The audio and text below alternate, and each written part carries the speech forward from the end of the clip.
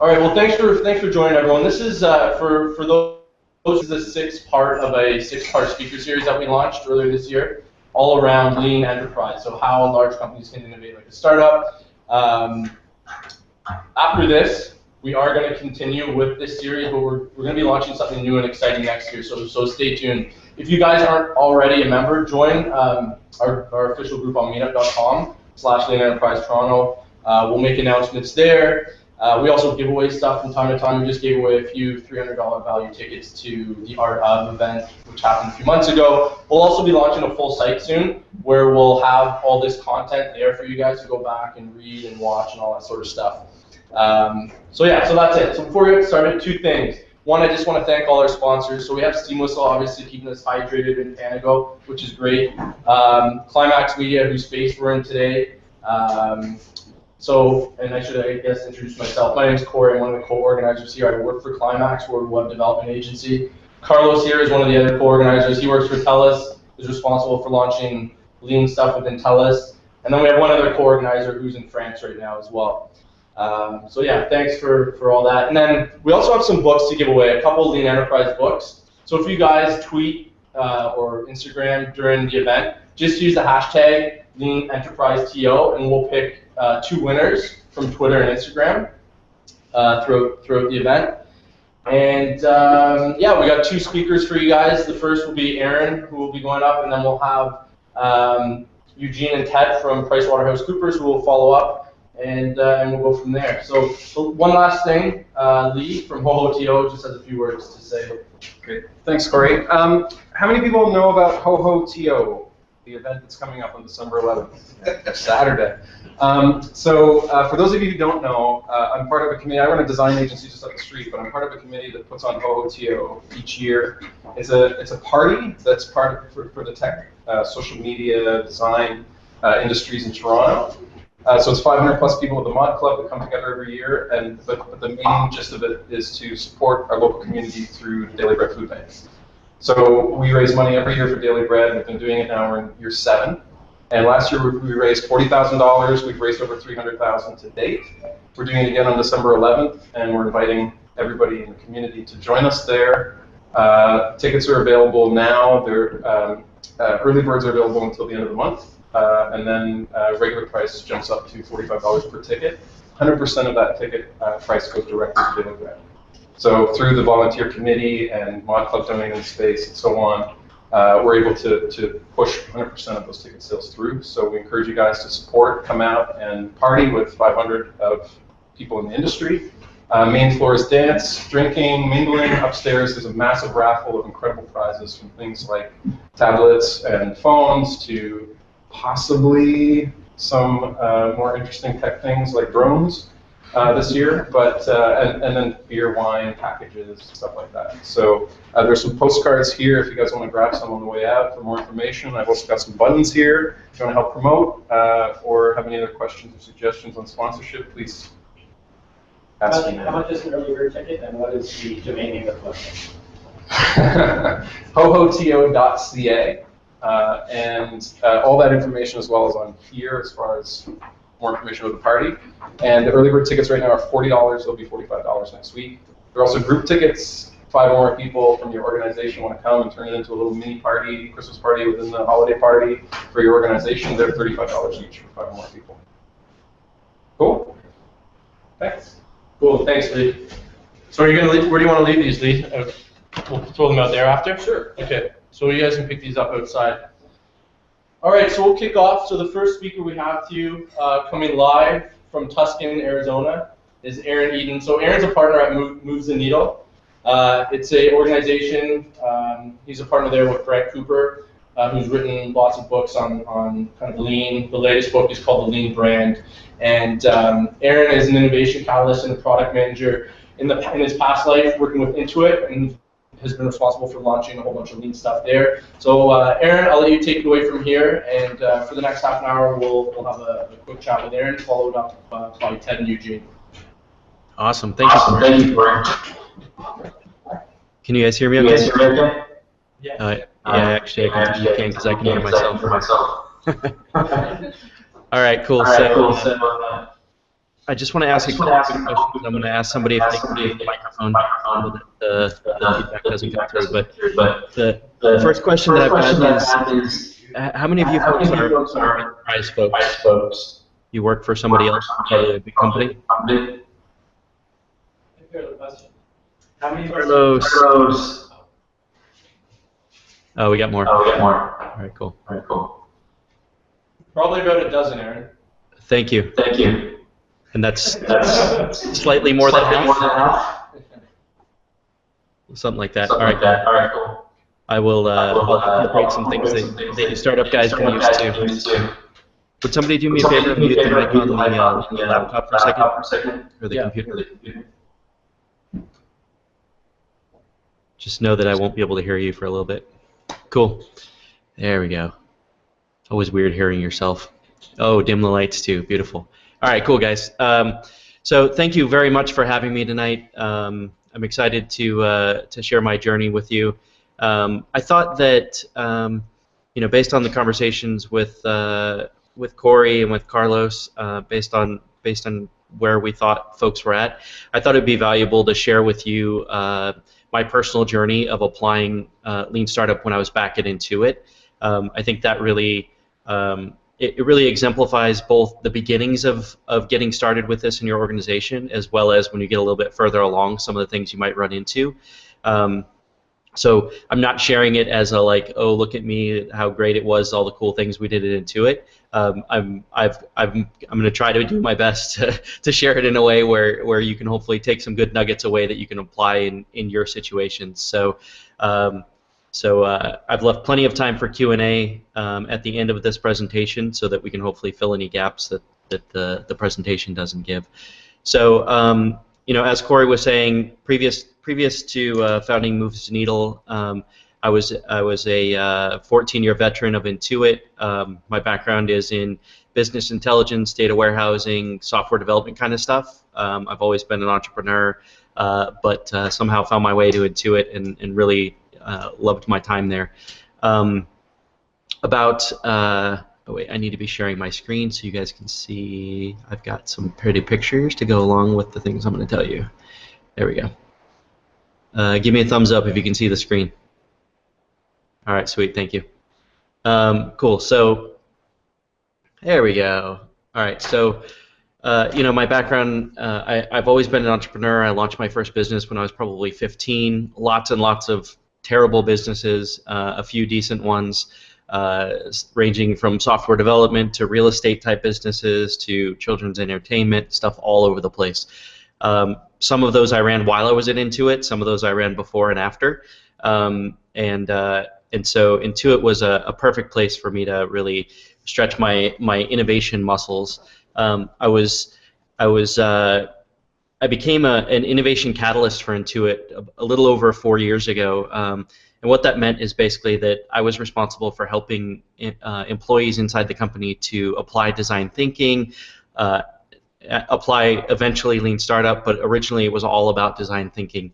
You can see I've got a nice little description on here of how Intuit thinks about design for delight inside of Intuit. I think this is extremely important and very relevant. But I absolutely loved this type of work. When if you told me 4 years ago that I would not be writing code and that I'd be out sharing these types of stories and presenting to people and teaching and facilitating and those kinds of things, I would have told you were nuts. But really, like, becoming an innovation catalyst for Intuit completely changed the trajectory of my career. And I think it's a huge opportunity for anybody to learn how to apply these principles as well as Lean Startup principles. It leaves you in a position where you can run circles around the other employees, and that's exactly what happened with me. The problem is that I learned that, or not learned, but I kept seeing teams getting stuck in the quicksand, right? I kept seeing them, they'd go off and they'd get what Intuit called customer empathy, right? They'd understand who their customers were, understand the problems, understand those customers' pain points, but very infrequently would those things that they learned be used to actually launch a new business or launch a new product innovation. That oftentimes the ideas would get baked into the products, but not have a big impact, or teams would get stuck in what I called soft and squishy land. They'd say, oh, I learned something new about my customer. I'm going to go back out and learn some more things about my customer, and they just keep going back to this. I don't know how many of you are applying design thinking in your enterprises, but I think it's actually a wonderful jumping off point for applying Lean Startup. So it's one of the tips I'll give you, is that if your organization is already applying design thinking, it's sort of a natural progression to help them start thinking about some of these other Lean Startup principles. So I'm now an innovation catalyst. I'm teaching people how to apply design thinking. I'm also out in the community helping with startups and entrepreneurship and things like that.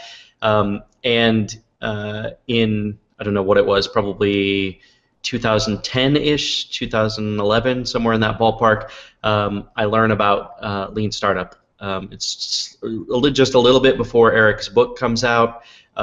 He had been kind of poking his head around Intuit and hearing about some of the things that we were already doing at Intuit, and found this. There was an event happening in San Francisco, which was Lean Startup Machine, and so I signed up to go to the first, or actually I guess it was the second Lean Startup Machine. The first one was in New York, so it was the second Lean Startup Machine, and I met Brent Cooper, met Eric, met Patrick Vlaskovitz, some of these other thought leaders in the space, and totally fell in love with the idea of applying Lean Startup. I knew absolutely nothing about it except for what I was reading and those few days of practice, but I got super excited about it, and started quickly thinking, hey, if these Lean Startup principles and these hackathons and that kind of stuff work outside of Intuit, then why wouldn't they work inside of Intuit? I keep seeing this problem where employees get stuck in soft and squishy land.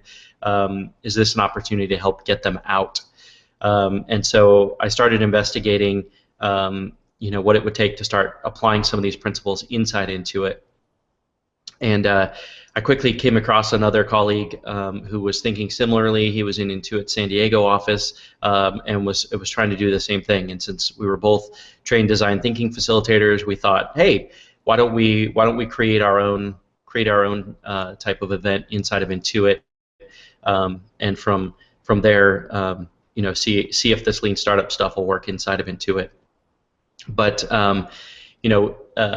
as is the case with anything, it's likely that we were the pioneers, that we're going to end up with arrows in our back, right? In the enterprise, ending up in a situation where you're the guys out front, and the rest of the organization says, that looks totally different. Why don't you guys get the hell out of here? Here's some arrows, right? So we needed to figure out if we were those guys, or if there were other people in the organization that thought like us, and that were interested in this Lean Startup stuff. And so the first thing that we did was we actually ran a Lean Startup experiment. So we had this idea for some sort of a workshop or hackathon or that kind of thing, but we had no idea if there were other employees that were interested or cared. And so we found an internal mailing list that had other people, people that were using, people that were sort of known for innovating or for working differently.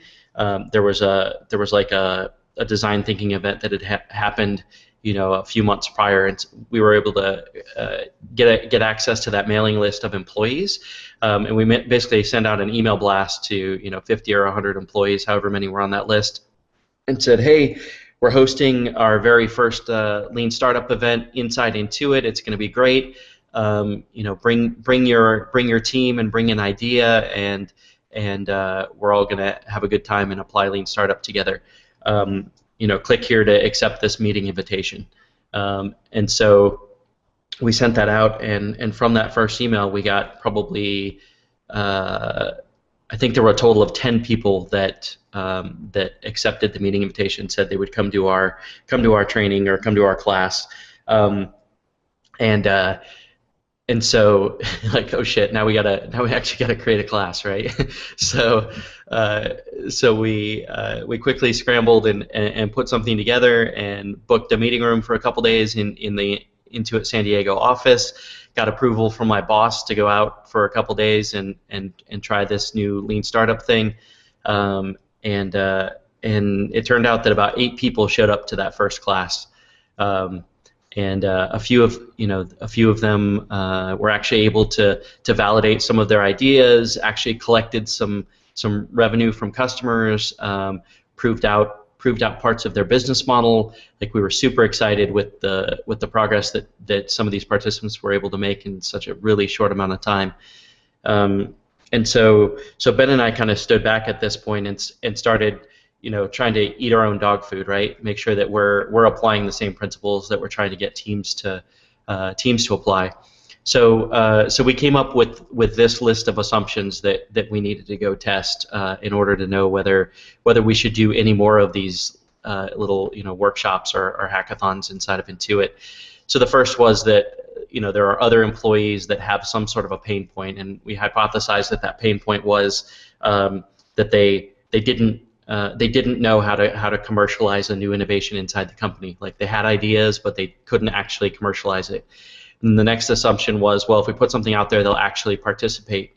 And so we saw a little bit of anecdotal data that those first two were actually true, that others do have the pain point and others would participate because they actually came to this workshop and we ran it on a Friday and a Monday. We did it as like a 2-day hackathon, but we spanned the weekend, and we did that intentionally to see if any of the employees would actually work over the weekend.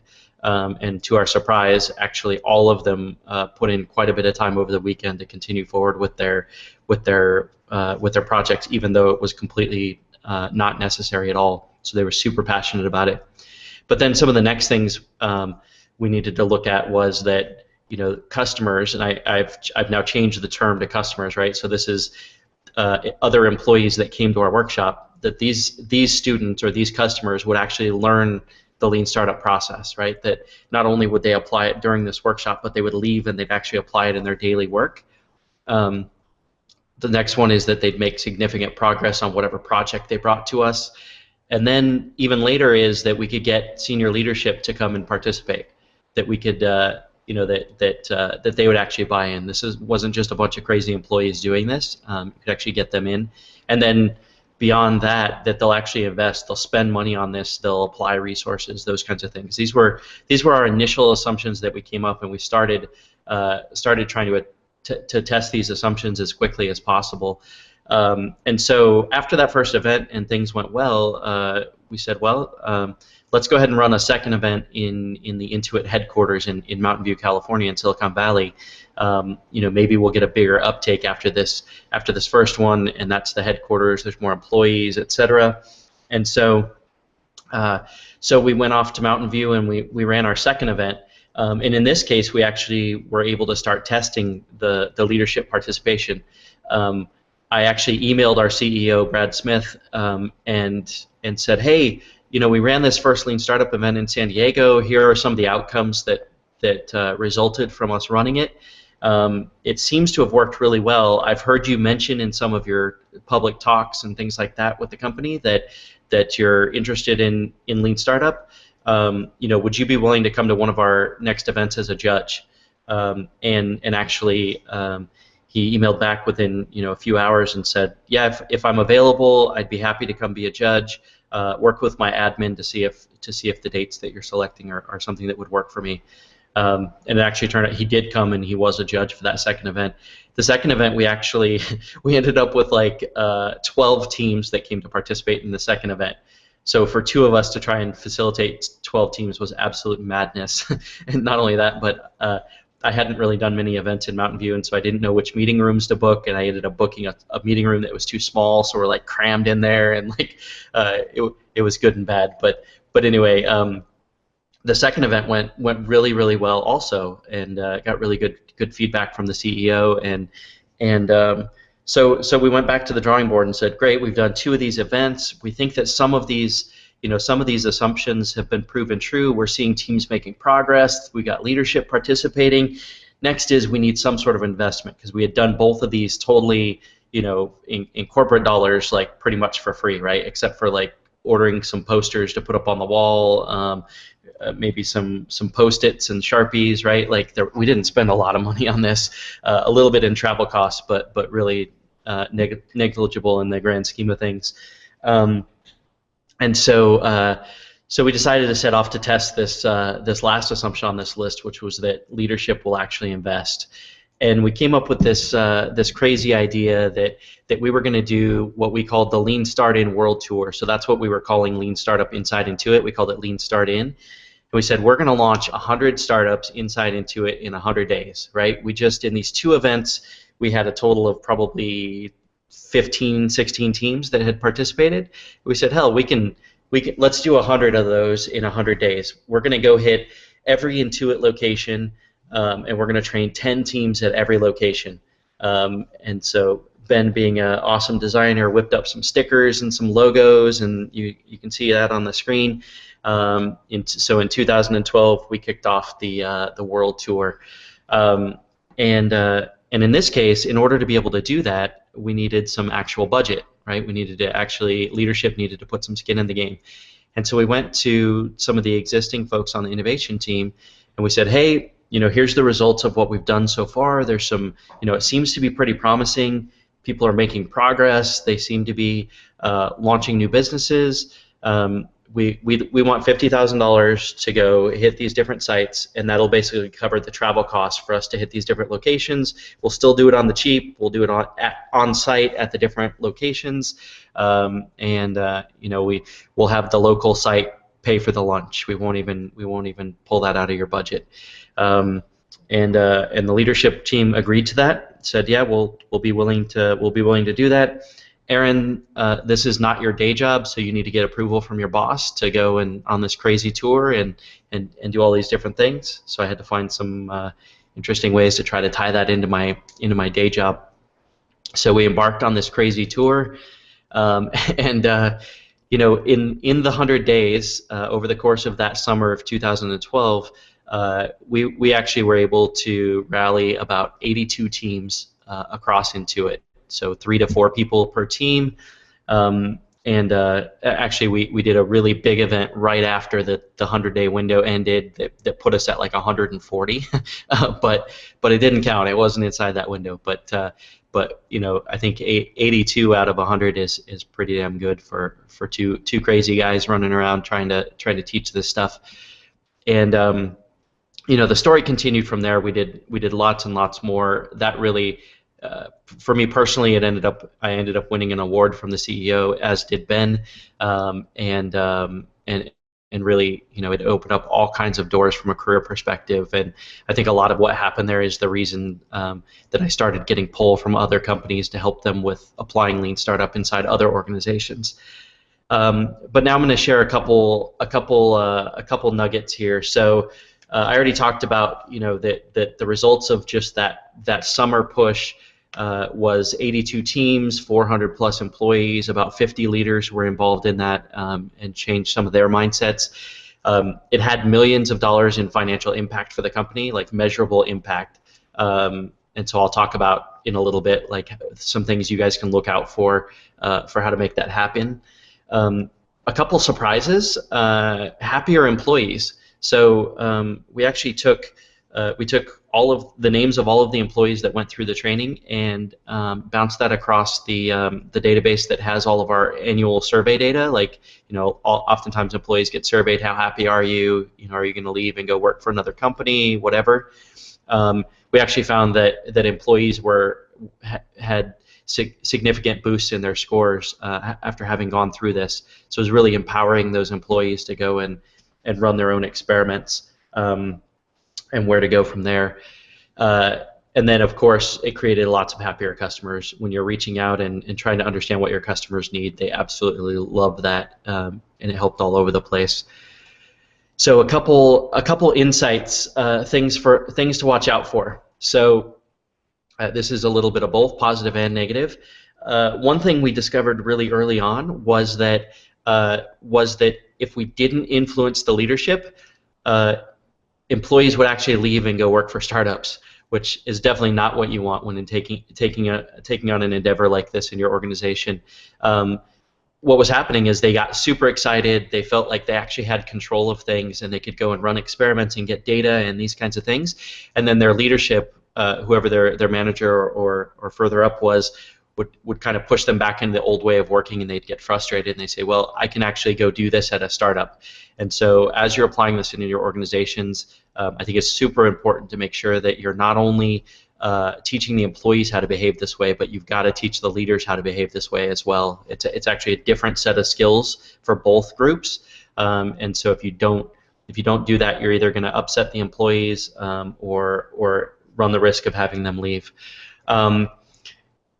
When you compare applying Lean Startup in the enterprise to a more traditional innovation method, traditional innovation method is all about the ideas, and Lean Startup is all about the employees, all about the people and the capabilities of those employees.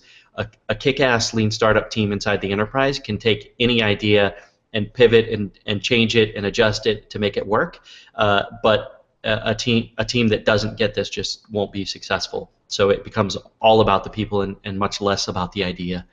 I already talked about the leadership stuff. The other thing we found was that you sort of think about a company culture as like one culture, but one thing we really learned was that there are many, many subcultures inside any company, and so you've got to learn how to navigate each of these subcultures, and the way that these subcultures apply Lean Startup principles in their work actually is different, and so you've got to watch out for those differences. We were able to actually leverage a lot of like offsites, right? So you have like a VP or an SVP that pulls all of his team together or her team together every 6 months to like go spend 2 or 3 days offsite. We were able to actually piggyback on some of those events to teach those folks about Lean Startup principles without them feeling like they were spending extra time off somewhere else.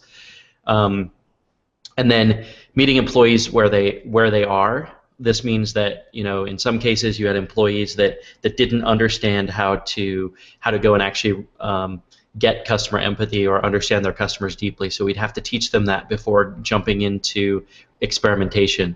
Or maybe you've got teams that have a project that's further along, so you've got to help them from a different point. So don't assume that this is like a standard training program. You actually have to customize whatever you're going to do to meet the employees where they are. And then the only way Ben and I were able to be successful with this was that we actually started growing and developing others inside the company. So we started training other mentors and other folks to be able to teach and coach others inside the organization. And like, even though I'm not with Intuit anymore, like I hear stories all the time of folks that are still continuing to push this forward and are actually making huge impact as a result. So you know, changing a large organization is a huge endeavor. You can't do it yourself. So developing others is really what you've got to do. So from day one, you should be looking for, you know, who are the people that really get this, and how can I ignite them, and how can I grow them so that they can continue to build this inside the organization. All right. So a couple quick links for you guys. I want to just say that, like, I've seen, you know, dozens and dozens of employees that apply these principles really well inside their organizations, getting promoted, like I said, like running circles around the other employees, and I think this is a huge opportunity. So I'm hoping in the Q&A I'll hear from you guys as to, like, you know, where you are personally in this journey. Are you kind of at the beginning and trying to figure out where to start, or are you even beyond, like, the story that I've shared, and really much further in this adventure? Moves the needle. We've got a couple tools. We've got an experiment map to help you with tracking your experiments. We've got tools for helping you narrow in on your customers. We've got tools for helping you apply behavioral economics, all kinds of different stuff. So that top link at movestheneedle.com/tools. Check that out. All of them are free. We give them away. We just trade for an email address. So, and then there's some Twitter accounts there, and I've listed Brant's books on the screen as well. But you know, I want to challenge, for those of you that are in the enterprise, I want to challenge you to really take this on and push this forward. Your enterprise needs you. Like, disruption is happening every single day in every single organization, and if they don't have somebody that can help them get through this, eventually the organization will die. So for those of you that are passionate about this is your opportunity to actually rescue your organization from a potentially nasty future. So that's the end of my presentation. Thank you very much.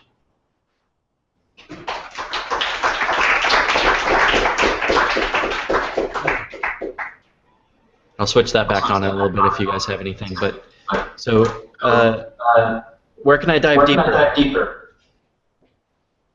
Aaron, I've got a question. So, I guess like a big thing that is a challenge in large enterprises is getting the leadership on board, and seeing how maybe coming out of these events and stuff, continuing to run experiments and try and get growth within, let's say, new ideas or new products and stuff.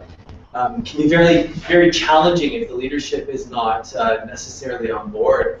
And so, like, what are some techniques or experiments or things that you can do to maybe, help with that, to get leaders on board? Yeah, the way that I would approach it is that you should actually approach your leadership just like a customer. So I'm sharing on the screen here the framework that I like to use to describe what lean innovation actually looks like. You can see on the left-hand side, you start with customer empathy. So this is understanding your target customers really, really well, like down at an emotional level. And so the way that we approached it with senior leaders that were not on board was I would sit down with the senior leader and have a conversation with them to understand what pain points they had, what were problems they were running into in their organization. Was it speed to market? Was it employees that weren't happy enough? Was it that they couldn't get their net promoter score up? Was it having a hard time balancing their short-term goal and their long-term goals, right? Like, so understanding from that leader what pain points they had with their organization or with their situation, and then having all of this data around the impact that these different events were able to make, I would then be able to frame this as something that would solve a problem for them. And so sometimes it would take, sometimes they wouldn't agree to let us come and do some sort of an event with their employees just based on that. Sometimes what I would do is I'd actually invite them to like the end of another event we were already doing, and I'd ask them to come be a judge at the event. And what happens is that they see how much impact these employees make in such a short amount of time, and they get really excited about it. And then when you talk to them about how this might solve their problems, or when they talk to other employees that are participating, then they actually see it, right? So instead of trying to convince the leadership, you have to actually show them that this is a better way of working, and that this is going to be beneficial to their organization. But you can't do that if you don't understand what problem you're solving for them personally and for their organization.